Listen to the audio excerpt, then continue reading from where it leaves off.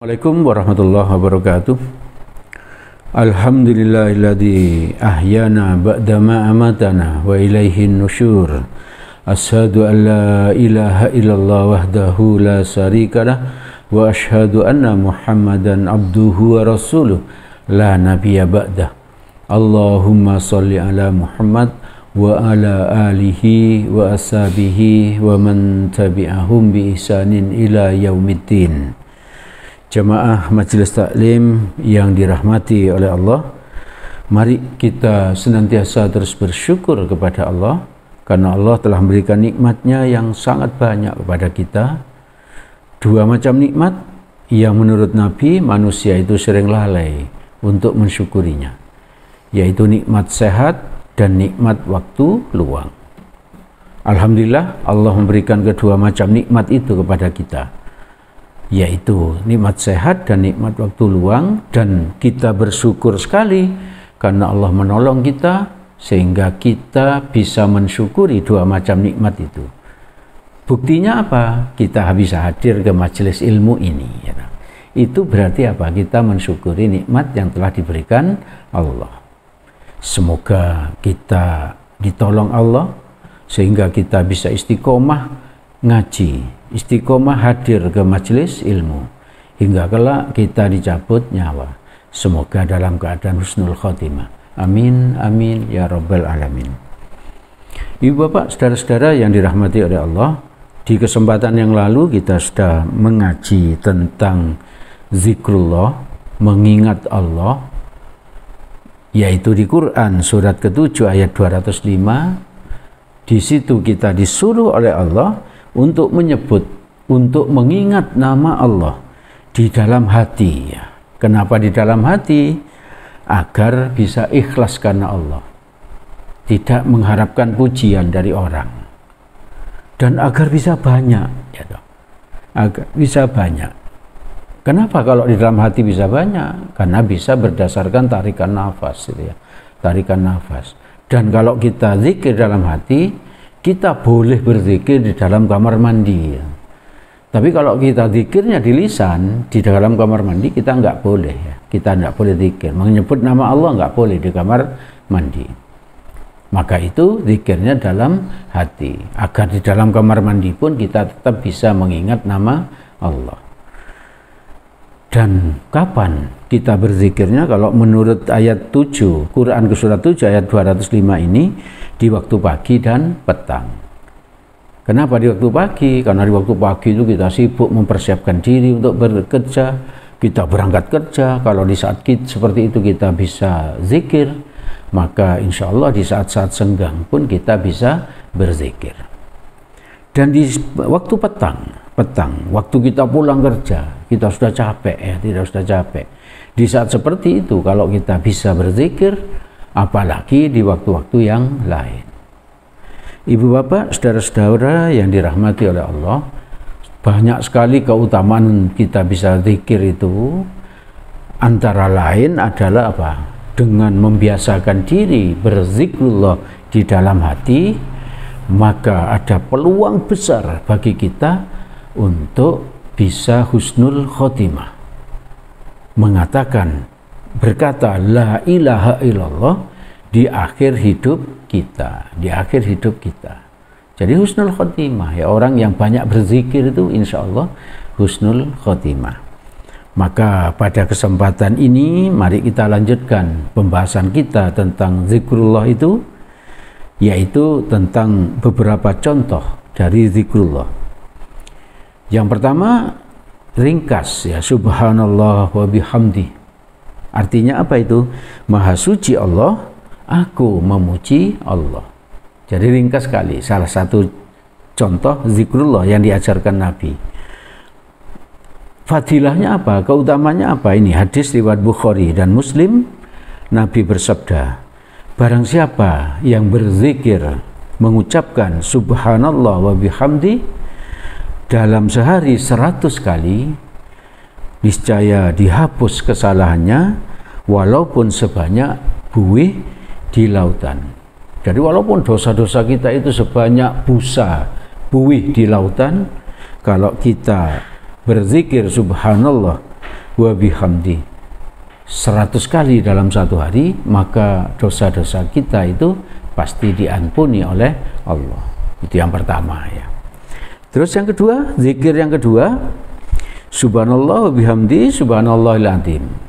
Nah itu lanjutan seperti yang pertama tadi, itu cuman ditambahi ya, ditambahi.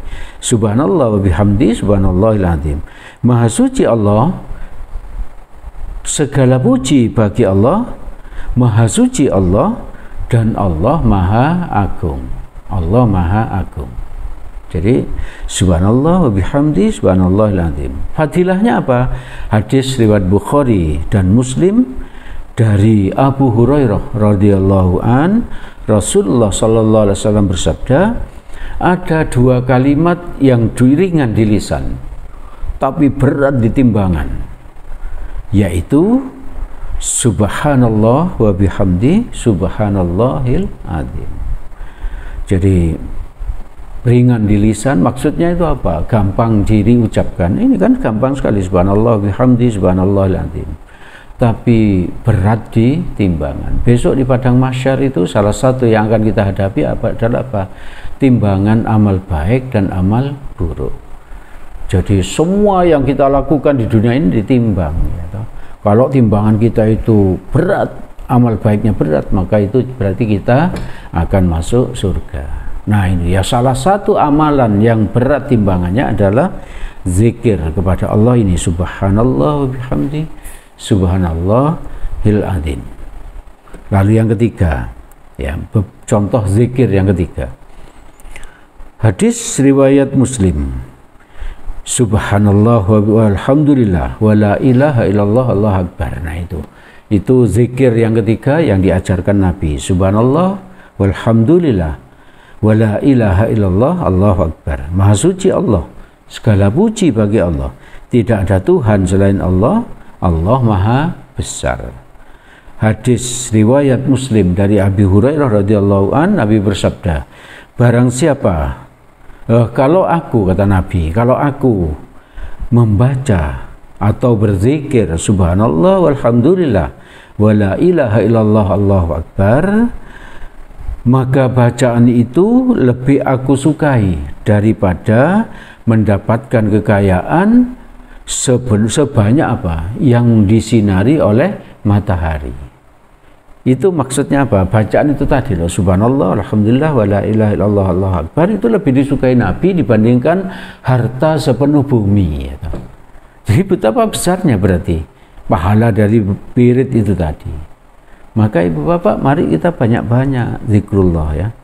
Lalu contoh wirid yang berikutnya yang bisa saya sampaikan sebetulnya sangat banyak ya, sangat banyak, yaitu la haula wa la quwwata illa billah. Artinya apa? Tiada daya dan kekuatan kecuali apa?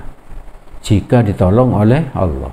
Maka sebesar apapun permasalahan yang kita hadapi, kita perbanyak zikir ini, maka pasti akan terasa ringan. Kita pasti akan terasa ringan. Ibu bapak, saudara-saudara yang dirahmati oleh Allah, kapan kita berzikir itu? Yang pertama, setelah sholat fardu, setelah sholat duhur, setelah sholat asar, setelah sholat maghrib, setelah sholat isya, setelah sholat subuh. Apa zikirnya? Subhanallah 33 kali, Allahu Akbar, alhamdulillah 33 kali, dan Allahu Akbar 33 kali. Kalau lebih enggak boleh. Kenapa? Karena Nabi menyuruhnya 33 kali ya. Enggak boleh ditambah jadi 40, 50, enggak boleh. Ya.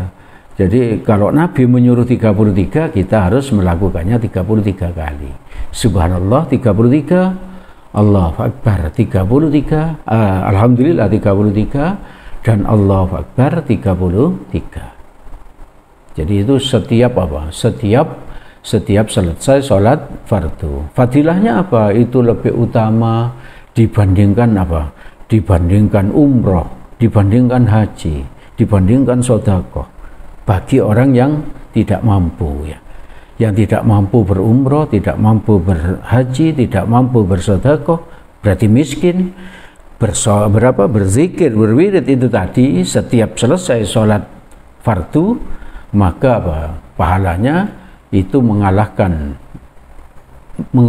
amal ibadah yang tadi saya sebut itu. Ya. Ibu bapak, saudara-saudara yang dirahmati oleh Allah, kapan lagi kita berzikir? Ya setiap saat ya. Kapan kita ingat pada Allah, kita zikir. Kenapa begitu ini? Di Quran surat 62 ayat 10 Allah berfirman, A'udzubillahi minasyaitonirrajim, fa idza qudiyatis sholatu fantashiru fil ard wabtaghu min fadlillah wadhkurullaha katsira la'allakum tuflihun. Apabila telah ditunaikan sholat, jadi kalau kita sudah sholat, zikir seperti tadi itu, subhanallah 33 kali, alhamdulillah 33 kali, Allahu Akbar 33 kali, terus berdoa kepada Allah sebentar, lalu kita bertebaran di muka bumi. Jangan lama-lama ya, jangan lama-lama di masjid, jangan lama-lama di musola ya. Kecuali kalau kita ini sudah tua, sudah pensiun ya. Tapi kalau usia produktif masih kerja, jangan lama-lama. Segera bekerja ya. Bertebaran di muka bumi. Untuk apa kita bertebaran di muka bumi? Lanjutan ayat tadi itu, dan carilah karunia Allah. Itu menunjukkan apa? Allah memerintahkan kita mencari rezeki ya, bekerja ya. Dan ingatlah Allah sebanyak-banyaknya. Jadi maksudnya apa? Sambil bekerja tadi itu kita sambil berzikir, mengingat nama Allah. Untuk apa? Supaya kamu beruntung. Jadi ibu bapak, saudara-saudara yang dirahmati oleh Allah, zikir itu dilakukan sebelum apa tadi? Setelah sholat fardu, dan kapan saja ya, kapan saja. Ketika tidak bekerja, ketika kita naik kendaraan, dan ketika apa saja ya. Kita berbanyak zikrullah. Bagaimana kalau kita nggak mau zikir? Di Quran surat 43 ayat 46 Allah berfirman mengingatkan kita, wa may ya'shu an dzikrir rahmani nuqayyid lahu syaitanam fahuwa lahu qarin. Barang siapa yang berpaling dari mengingat Allah, dari zikrullah, kami di sini Allah adakan baginya syaitan yang menyesatkan. Maka syaitan itulah yang menjadi teman yang menyertai dirinya selamanya. Jadi maksudnya apa? Hati kita ini isinya dua ya, yaitu Allah dan syaitan. Kalau kita tidak berzikir, tidak menyebut nama Allah, maka syaitan masuk. Selama kita lupa kepada Allah, maka syaitan itu terus menyertai kita di dalam hati kita. Ketika kita bekerja, itu syaitan terus menyertai kita, terus menyertai kita. Tapi kalau kita zikir, syaitan itu pergi, dan Allah yang menyertai kita kemana-mana. Jadi hati-hati ibu bapak, saudara-saudara yang dirahmati oleh Allah. Mari kita banyak berlatih untuk zikrullah sebanyak-banyaknya di dalam hati. Agar apa? Agar kita terus bersama Allah. Agar kita menjadi orang yang beruntung. Dan nantinya kita kalau mau dicabut nyawa oleh malaikat maut, kita dalam keadaan husnul khotimah. Ibu bapak, saudara-saudara yang dirahmati oleh Allah, itu yang bisa kami sampaikan pada kesempatan malam ini. Segala yang baik dan benar berasal dari Allah Subhanahu wa ta'ala. Semoga ada manfaatnya bagi kita, dan semoga Allah menolong kita agar kita menjadi orang yang zikrullah sebanyak-banyaknya di dalam hati. Apabila ada yang salah, itu karena kebodohan saya sebagai manusia. Untuk itu saya mohon maaf yang sebesar-besarnya. Mari kita tutup majelis ini dengan doa kafaratul majelis.